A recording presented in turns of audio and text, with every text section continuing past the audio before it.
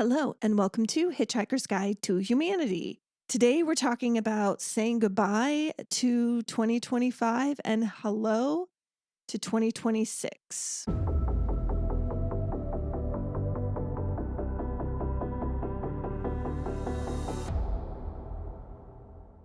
There are a lot of people who are, and rightfully so, who are like, bye 2025, you don't let the door hit your ass on the way out. And, I get it. I get that. It's completely valid. Let's just say that. It has been a tragic year, full of change, full of pain, but it's also at the same time as showing the disgusting terribleness of humanity. It's also shown us the beauty of humanity. When we are down, we are at our best. I know that sucks. And I know that I wish it was some other way. I wish there were other ways to get people's attention other than just shoving all this shit in their face. But some people just don't look up until there's something in their face. And if it could be any other way, I would welcome that. And it doesn't mean I agree with anything that happened this year, anywhere around the world. I am a pacifist. I don't like war. I think it's stupid. I think things can be solved in other ways. I don't understand it at all. And I don't comprehend what inside you would tell you it's okay to take out multiple thousands, millions of humans. For what? What is the reason? So I'm leaving 2025 with hope that we have learned. I think it's the fuck around era is 2025 and the find out era is going to be 2026. It's not going to be easy. I know, we can't just ring in the new year and go, that's it. Everything bad that happened is gone. That is a myth. It follows us where we go. But as I've said millions of times in different places, maybe not millions, thousands, you get to decide how you react to something. You get to decide whether something is going to change you or not. That is all up to you. And if you listen to my last podcast about, I think it's called Losing My Religion and Living with Humor or something. I should know this. I should know my own podcast names, but I don't. The last one. I talk about the fact that when you put your belief system in a group and you don't agree with everything that group does, you're stuck almost. If you want to keep the group mentality, if you want to stay within the group, you have to do what the group says. You have to believe what the group says. And anyone else, you're out, right? And that is a powerful tool, manipulation tool. When you believe that you are the only one who believes a certain thing, it is hard. It is very difficult. I've gone through that this year because I found out that I have an angelic soul. And it's weird. It's really weird. And it's not the only version I have in here. I believe that everybody has different types of souls that come from different realms that have different energy frequencies. And I have an angelic energy frequency.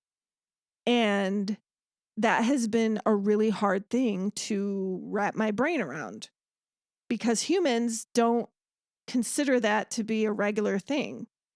And because I never saw myself as particularly angelic. But as I've learned, through this year, my legs are electrifying. As I've learned through this year, angels are, they don't have wings. We don't have wings. And we aren't perfect. We aren't ethereal, perfect beings. That was never the goal, right? Because even angelic souls came down here to be human. So I'm going to make mistakes. We're going to make mistakes. We're going to do stupid shit. We're going to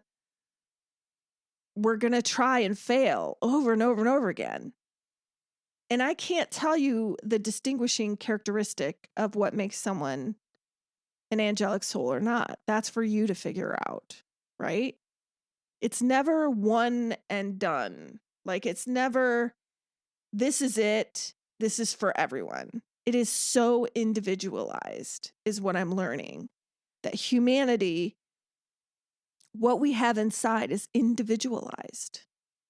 It's ours. And it doesn't matter what someone else thinks or believes. I know in my heart of hearts, in my soul, who I am. And even though it's not the quote unquote norm here, that's okay. I don't have to live up to any mythical standard that was put in place by humans. I know what frequency I operate at. Like, it's fine. I don't talk about it openly that often because it's just part of my soul, right? Like, there are a lot of angelic souls out there. I've met many, you know, you can tell. They're the ones who, despite everything, get up the next day and do it, right? They're the ones who everyone tells all their secrets to, where they feel differently in their presence. They make friends with people in seconds, not hours, not weeks. They're both introverted and extroverted. They're all colors, all cultures, all types. And that goes for any type of frequency, any type of soul that someone has. I truly believe this. There is not a hierarchy where someone is better than the other. We are all just melting pots of souls. And uniquely came here during this time of massive change, during this revolution. And so we each have a place in this. And it doesn't have to be visible to everybody. It doesn't have to be something where you have to perform or you have to do this certain thing or you have to save the world or anything like that. Once you go through your spiritual, growth, awakening, whatever you want to call it, you have that moment where you're like, okay, now I know this. Am I supposed to save the world? And I truly mean that, because everybody who goes through this has that moment like, oh my gosh, what do I do with all of this? And the thing is, you're just supposed to be you, and that's what I figured out in 2025. You're just supposed to be you. Be you. Wonderful, flawed you. That is why you're here. That is why everyone is here. And everyone is on their own timetable. Some of us figured this shit out years ago. Some are figuring it out now. Some haven't. Some are being born now who already know way more than we do. The kids are all right. We're going to be all right. We just need to, without a better way of saying it, take certain mindsets to the grave along with some of those people. And that's part of the deal. And if you're like me and you believe that we are infinite beings, death is not the end. It's just a transition into the next wave of experience that we have, right? And I don't know if I'll come back here. If you listen to my very first episode, by the way, we're coming up on a year that I've been doing this. which is wild because I hardly ever stick with anything. I'll be honest. And you've probably noticed that because sometimes they're sporadic. My postings are sporadic. I'm just not someone who's like, every Tuesday, this is your podcast. Like, I just don't operate like that. And so once I got out of those constraints of, I have to do it weekly, I have to do this, it's all for, I was able to let myself go and just do it when I want, right? And whoever hears it, it's meant to be heard by you. And thank you. Thank you, thank you, thank you for listening to my discovery of all of this, to my foray into podcasting. It has been a lot of fun. I want to get less, what's the word I'm thinking of? I want to talk to you too and get your thoughts. And so I will be next year at some point starting to interview people. Kind of like, that account that's like people on the street. What is it called? Oh, I can't remember. But they just stop people and ask their story, right? So I had this idea that I would interview regular people that I know and don't know, maybe, and just ask them why they believe what they believe, why they, what they're, I'm not going to get into it now, but just a different, I've had this year to just do this alone, and it's been wonderful. And I won't say that I won't do any more alone. There's something really freeing about going, oh, wait, I should do this. And it takes me probably about an hour to do everything, if you're wondering.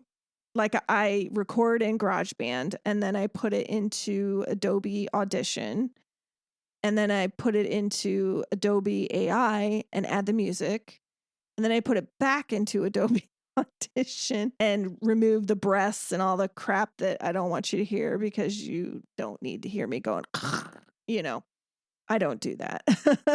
But the breaths in between can be a little distracting, so I remove those. I might remove this whole thing. You never know. Anyway, it's been a joy to speak to you and to have over 1,000 downloads, which I know doesn't seem like a lot for little old me, though. I'm impressed by that. It's only like 30, I think it's 30 something podcasts. So for me, that's a great goal to have hit before the end of the year, especially because I do not advertise this like hardly at all. I mention it once in a while. So a lot of this is word of mouth. And so I have to thank you for that too. And I need to get better at advertising. I realize that. Okay, so 2026. What I have felt is that, like I said, the fuck around and find out, the find out section is 2026. There will be consequences. I sense this with everything I got. There's consequences, but they will not come conventionally. There will be work that has to be done. I know we're all tired of boycotting and protesting and doing all this stuff, but it's working. It is absolutely working. And it is on its own timetable. And as I've said before, the universe is an energy exchange. It has no bias. It goes by what energy it's being fed and what is coming out, and it has to balance. And so we're trying to balance the energy again. That's why a lot of us are here. And so 2026, I feel like 2025 was the chaotic, trash fire year. Let's just call it that. And then 2026 will be the integrating and of how we can take this chaos and start to not just survive, but start to figure out how to live with some of these things, to figure out how as a community we can build networks and systems that can work, that are different from the patriarchal capitalist bullshit that we've been living in. That's what I see 2026 as. 2027 will be the real. There's a lot of predictive astrology, predictive spirituality that says 2027 is the year that the planet will shift. It will shift in a way, and this could be figuratively or literally. Something is going to massively change globally in 2027. And my legs are electrifying. I don't deny that. What that is, I don't know. I don't think anybody can know because that timeline is still being set. We regularly jump timelines personally, and we fairly regularly jump timelines collectively. And so we are in this particular timeline. If you're listening to me, you're in this one. Maybe. I don't know how it works when you're not in it, but I'm pretty sure you couldn't listen to me unless you were in my timeline. Each timeline is going to experience their own version of whatever happens in the next 2 years. How you react to what happens around you and where you put your focus will be everything. It will be everything. Put the phone down. Put the phone down. Stop watching the news. Take time to have certain times during the day that you check on certain things. Find your trusted resource. Check and then go. Don't stay. Don't stay unless you have something to say, something to change, a cat picture to share, a loving, wonderful human moment. Whimsy. We need so much more whimsy in this world. We take things so seriously. Let's bring whimsy back. I'm fine with that. I love it. I say good morning to the sun every morning. I am a whimsical type person, but you would never know that because I don't really do that I don't really do it anywhere else, And since, I'm not partnered, it's just me and my cats that experience my whimsy. And so these are the things that will matter in 2026. Whimsy, humor, slowing down, making things intentional. There is a very strong intentional vibe going into 2026. It needs to be intentional. Say no if you don't want to. Whatever it is, say no. Those of us who haven't gone inside enough, you go inside. Feel your feelings. Somatic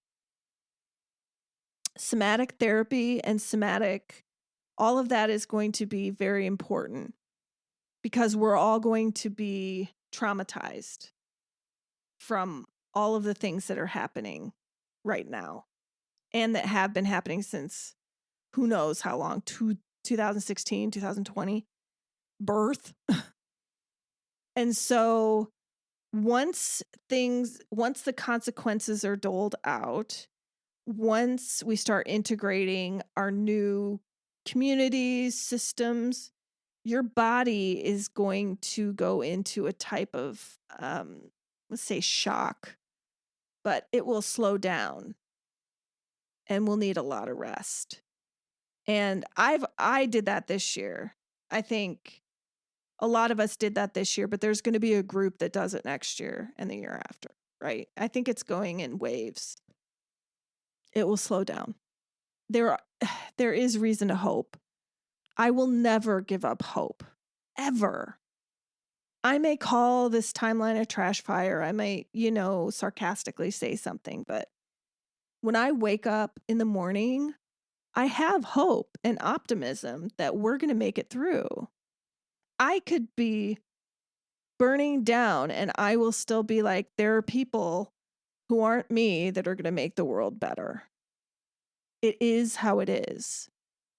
We are here to burn it down, not literally, figuratively, right? To take it all down, all that does not belong.